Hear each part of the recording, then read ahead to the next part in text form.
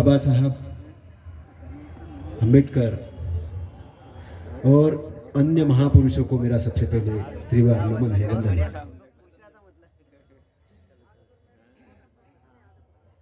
और सबसे पहले मैं बधाई देना चाहता हूं इस उपलक्ष्य में बांगरे परिवार को कि जिनके कर कमलों से आज महामानव तथागत के बाबा साहब जिनको गुरु मानते थे बुद्ध को, उनकी प्रेरणा जब उनके अंदर जागी और उन्होंने इतनी विद्वत्ता हासिल की, उस विद्वत्ता का प्रतीक बाबा साहब अम्बेडकर की आदमकद प्रतिमा का अनावरण होने जा रहा है। और वो भी संत रविदास इनके जयंती के उपलक्ष्य में। बाबा साहब ने अपने रिटर्न एंड स्पीचेस के अंदर में एक वालू मुझे मालूम नहीं, लेकिन संत रविदास जी को समर्पित किया है। और मन चंगा तो कटौती में गंगा, जो उपदेश संत रविदास साहेब ने दिया है, मन चंगा मन को, और वही बात तथागत ने कही है, मनो पुग्गा मनो धम्मा मनो सेठा मनोमया। तो वो तथागत भी वही कहते हैं कि मन ही श्रेष्ठ है। अगर प्रसन्न मन से अगर आप कोई काम करते हो, बोलते हो, तो सुख आपके पीछे आएगा। अगर कलिक यानी नकारात्मक मन से अगर कुछ बोलते हो तो दुख आपके पीछे आएगा। तो संत रविदास साहब जो बात कहना चाह रहे हैं कि मन चंगा तो कटौती में गंगा, मन अगर चंगा है तो सबसे पहला हमारा काम क्या है कि मन को चंगा करना। मन चंगा कैसे होगा? सवाल यह है, बोल तो हम देते हैं कि मन चंगा, सुन भी लिया, पढ़ लिया, लेकिन होगा कैसे मन? तो मन कार्य करता है विचारों से। तो सबसे पहला हमारा जो काम है, विचारों को सकारात्मक दृष्टिकोण देना। सकारात्मक दृष्टिकोण, विचारों से हमारा इंटरनल आई डेवलप होता है। आपको बता दूं कि जो महापुरुष बने हैं उसमें उनके परिवार के अंदर माता पिता का बहुत बड़ा हाथ रहा है, बहुत बड़ी भूमिका रही है। आज अगर निशा मैडम डिप्टी कलेक्टर बनी है तो उनके पिताजी का उसमें बहुत बड़ा हाथ है, प्रेरणा स्रोत है। बाबा साहब अगर इतने विद्वान बने हैं तो उनके पिताजी का बहुत बड़ा हाथ है। जो किताब बाबा साहब को चाहिए होती थी वो किताब बाबा साहब को उनके पिताजी लाकर देते थे। रात के 2-2 बजे तक वो सोते नहीं थे कि 2 बजे विवाह को उठाना पड़ता था उन्हें, और बराबर ध्यान रखते थे। लेकिन बाबा भीमा भी बहुत आज्ञाकारी थे। वो ये देखते थे कि मेरे पिताजी मेरे लिए कितनी मेहनत कर रहे, तो उस हिसाब से वो भी पढ़ाई करते थे। और पढ़ाई का इतना जुनून था उनके अंदर में कि वो जुनून ही उनको इतने लेवल पे ले गया। और ऐसा हर महापुरुष के साथ है। आप बुद्ध की हिस्ट्री देखिए तो आप देखिए कि वेद वेदांग से लेके सारी चीजों की उन्होंने स्टडी की। जितने भी उस समय के ध्यानाचार्य थे, जितने भी विद्वान थे, सबसे स्टडी की। और सबसे स्टडी करने के बाद में उनको जो दुख का मार्ग मिलना था वो मिला नहीं। उन्होंने बोला कि कोई स्वर्ग प्राप्ति के लिए ध्यान कर रहा है, कोई मैं नरक में नहीं जाना चाहिए इसके लिए ध्यान कर रहा है, तो कोई बोल रहा है मैं खुश रहने के लिए ध्यान कर रहा है। लेकिन तथागत का ऑब्जेक्ट था कि मुझे दुख से मुक्ति के लिए काम करना है, वो मार्ग शोधना है। तो संत कबीर, संत रविदास, इनके पहले बुद्ध हुए हैं। बुद्ध उनके गुरु है, क्योंकि संत रविदास जी भी पाली जानते थे, मगधी जानते थे, और बहुत स्टडी थी उनकी। जैसा कि उनको दिखाया जाता है, जैसा कि उनको दिखाया जाता कई बार फोटो में कि वो मोची का काम करते, वो मोची वोची का काम नहीं करते थे, वो गलत है। वो विद्वान थे। वो इतने बड़े विद्वान थे कि उस समय मीराबाई उनकी शिष्या बनी। उस समय के कई राजे उनके शिष्य बने। ऐसा चाहू राज में कि सब कोई रहे प्रसन्न। तो जो ऐसा राज लाना चाहते थे कि सब लोग खुश रहे, सब लोग प्रसन्न रहे, उनको किसी भी महापुरुष को किसी जाति धर्म के साथ नहीं बांधा जा सकता है। महापुरुष किसी जाति धर्म के नहीं होते। महापुरुष महापुरुष होते हैं, वो पूरे विश्व के बारे में सोचते हैं और सारे विश्व के कल्याण के लिए काम करने वाले होते हैं। तो इसलिए संत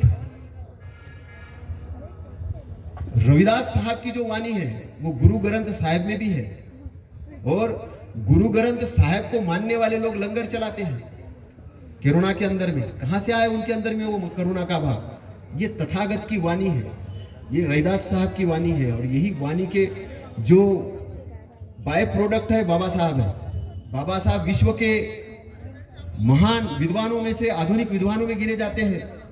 विश्व के अंदर में कोलंबिया यूनिवर्सिटी हो या अमेरिका हो, वहां पे उनको बड़ा सम्मान से नाम लिया जाता, केवल भारत के अंदर ही नहीं। और इकोनॉमी के बहुत बड़े ज्ञाता है। मैं तो ये कहता हूं भारत के नोटों के ऊपर डॉक्टर आंबेडकर का फोटो होना चाहिए, क्योंकि इकोनॉमी के ज्ञाता जिन्होंने रिजर्व बैंक की स्थापना करने का जिनका दिमाग से हुआ प्रोडक्शन, नदियों को आपस में जोड़ना और प्राणी मात्र के से लेके पेड़ पौधे से लेके महिला बच्चे और सबके लिए सोचना, जो महापुरुष इतने लेवल पे सोच सकता तो वो तो भारत का महान सपूत है। और केवल उनकी मूर्ति की पूजा करके हम उनसे सीख नहीं सकते, उनके ग्रंथ भी हमको पढ़ना चाहिए, उनके रिटर्न एंड स्पीचेस, और मनन करना चाहिए उस समय के परिस्थिति के हिसाब से। जब वो महिलाओं के लिए हिंदू कोड बिल ला रहे थे, तब कुछ धर्मांध लोग महिलाओं को ही सिखा रहे थे कि ये देखो धर्म को भ्रष्ट कर रहे हैं, सिखाने का अवसर प्रदान कर रहे हैं आपको। जब वो ऐसा कानून ला रहे थे कि सती प्रथा दंडनीय अपराध हो, विधवा विवाह होना चाहिए और महिला को पुरुष के बराबर का हक अधिकार मिलना चाहिए, बच्चियों को उन्होंने अलग नहीं माना। और पिता के संपत्ति में भी बच्चों को उतना ही अधिकार दिया, शासन प्रशासन में भी उतना ही अधिकार दिया।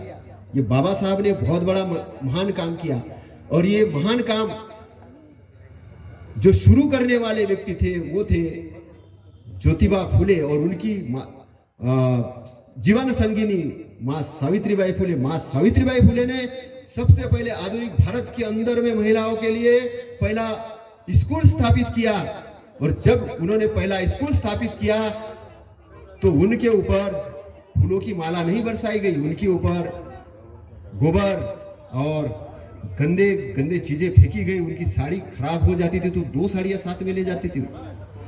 आप देख सकते कि भारत के अंदर में 2 प्रकार की विचारधारा है, और ये 2 प्रकार की विचारधारा का उद्गम कहां से होता है? वो उद्गम होता है हमारे अंदर से ही। हमारे अंदर में 2 प्रकार की वर्किंग चलती है, एक नकारात्मक एक सकारात्मक। तो जो महापुरुष है वो जब अपने बॉडी के पार जब जाते हैं, जिसको निब्बान का एरिया कहते हैं, जिनको आनंद का एरिया कहते हैं, जिसको परम सुख का एरिया कहते हैं, जब चेतना के पार, चित्त के पार वाली स्थिति होती है, वहां पर महिला और पुरुष का कोई भेद नहीं होता, वहां पर जाति वाति का कोई भेद नहीं होता, वहां सब समान है। और उस जगह से स्थित होकर वो संसार को देखते हैं, सारे लोगों के प्राणी मात्र को देखते हैं। तो वो लोग बहुत मैत्री से ओतप्रोत होते हैं, इसलिए वो समानता की स्थापना की बात करते हैं। लेकिन दूसरे प्रकार के जो लोग हैं वो कहीं नहीं कहीं कीचड़ में पड़े होते हैं, उनके अंदर राग होता है, द्वेष होता है, अहंकार होता है, आसक्ति होती है, काम वासना भयंकर तरीके से होती है, और सारी चीजों का ये गंदगी लेके वो शास्त्र लिखते हैं। और उनका शास्त्र जो होता है वो धर्म के नाम पे लिखा जाए, किसी के भी नाम से लिखा जाए तो वो शास्त्र पवित्र नहीं होता, लेकिन वो लिख देते हैं कि पवित्र शास्त्र है। और आपका सबसे बड़ा जो हथियार है वो है आपका तर्क। वो तर्क को छीन लेते हैं, क्योंकि आपके पास एक तर्क है। हर व्यक्ति के अंदर में ब्रेन में एक तर्क है, और वो तर्क क्या करता है? सही और गलत की पहचान कराता है। सही और गलत की पहचान आदमी कैसे करता है? अपने तर्क के माध्यम से। और तर्क उसका सही तरीके से काम कब करता है? जब वो जागृत अवस्था में होता है, होश की अवस्था में होता है। लेकिन जो दारू पीता है रोज 24 घंटे, तो वो जागृत अवस्था में नहीं होगा, है ना। इसलिए सरकार दारू पी के गाड़ी चलाने वाले को दंडित करती है, प्रतिबंध लगाती है, क्योंकि होश में नहीं है, एक्सीडेंट कर देगा।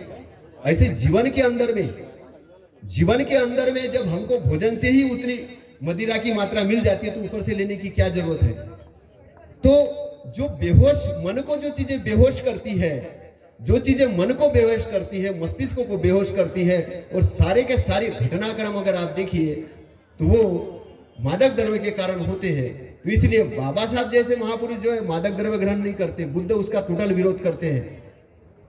कुछ लोग हो सकते हैं कि जो बोले कि ये तो भांग है, पीना चाहिए, लेकिन मैं आपको ये कहता हूं कि आप कोई भी छात्र, कोई भी छात्रा है, मादक द्रव्य को ग्रहण नहीं करना चाहिए। आपको भले ही धर्म के नाम पे कोई बोले, आपको बोले कि धर्म का प्रसाद है पी लो, फिर भी नहीं पीना है। मादक द्रव्य से आपको दूर रहना है, टोटल दूर रहना है। और अगर आप मादक द्रव्य से दूर रहते हो तो अपने ब्रेन को आप विकसित करते हो, डेवलप करते हो, तो आपका तर्क होगा वो कैसा होगा, अच्छा तर्क होगा। तो आपको सबसे पहले अपने को जागृत करना है। जागृत करने के लिए आपको क्या काम करना है, आपको अच्छी किताबें पढ़ना है, आपके सिलेबस के अलावा भी अच्छी किताबें पढ़ना है। जब भी आपको टाइम मिले अच्छी किताबें पढ़ना है, अच्छा मनन चिंतन करना है। और जो भी नकारात्मक चीज आए, जो भी नकारात्मक चीज आए, उस नकारात्मक चीज को पॉजिटिव थॉट देके, पॉजिटिव विचार करके, सकारात्मक विचार करते हो, अपने बारे में सकारात्मक एक्सेप्टेशन करके आगे बढ़ना है। जब आप सकारात्मक विचार करते हो और सकारात्मक तरीके से आगे बढ़ते हो तो आपको लगता है कि अब मैं, आपकी चेतना जब जागृत होती है तो आपको लगता है कि मुझे बहुत कुछ बड़ा करना है। लेकिन बड़ा कैसे करना है, आपको अच्छे लेवल का बड़ा करना है। बड़ा का मतलब क्या होता है, आप अपने लिए गोल सेट करिए। आप चाहे आईएएस बनना चाहते हैं, मंत्री बनना चाहते हैं, बड़े बिजनेसमैन बनना चाहते हैं, बड़े लेखक बनना चाहते हैं, बड़े साइंटिस्ट बनना चाहते हैं, मतलब आप जो भी बनना चाहते हैं, देखिए आप अपना आदर्श ढूंढिए और उस आदर्श को आपने पढ़ना चाहिए। और पढ़ने के अलावा आपको जो सबसे बड़ा काम करना है, आपकी एनर्जी आपको बचाना है। एनर्जी बचाने के लिए आपको जो बातचीत करना है, आपकी बातचीत उद्देश्य पूर्वक होना चाहिए, काम की होना चाहिए, ऐसी नहीं कुछ भी नहीं। और उसके अलावा आपको आजीविका चलाने के लिए अच्छे काम धंधे करना चाहिए, काम धंधे के साथ अच्छे कर्म करना चाहिए। और अच्छे कर्म करने के साथ साथ में आपको अपने आप को डेवलप करने के लिए हर बार प्रयत्न करना चाहिए। अपने अंदर जो भी नकारात्मक है उसको सकारात्मक देके बाहर करो और अपने ब्रेन को डेवलप करो। ब्रेन को इतने लेवल पे डेवलप करो कि आपकी दृष्टि एकदम सम्यक दृष्टि हो जाए और आपका जो गोल है बड़ा गोल में परिवर्तित हो जाए। इस प्रकार आप जब बड़े गोल की तरफ जाएंगे तो आपकी हिम्मत बढ़ेगी और आपकी हिम्मत बढ़ने के लिए आपके अंदर बल है, आपके अंदर बल है, उस बलों का आपको उपयोग करना है। कभी चांस मिलेगा तो मैं आपको सिखाऊंगा, लेकिन आपको मैं बताता हूँ कि आपके अंदर क्या क्या चीजें, आपके अंदर सबसे बड़ा पावर है स्मृति का पावर है। आप याद रख सकते हो बहुत बड़ी चीजें। आपके ब्रेन के अंदर में 3 अरब किताबों के इतना स्टोरेज है, तो आपको अच्छी चीजों को स्टोर करना है।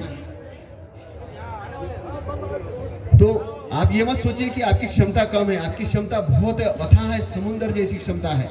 तो आपको अपने आप को डेवलप करने के लिए काम करना है। जब आप अपने आप को डेवलप करेंगे, जब आप आगे बढ़ेंगे, तो आपके अंदर जो पावर्स है, आपके अंदर दृढ़ निश्चय का पावर है। आप अगर कोई भी चीज को सही तरीके से आप दृढ़ निश्चय कर सकते हो तो उसको आप प्राप्त कर सकते हो।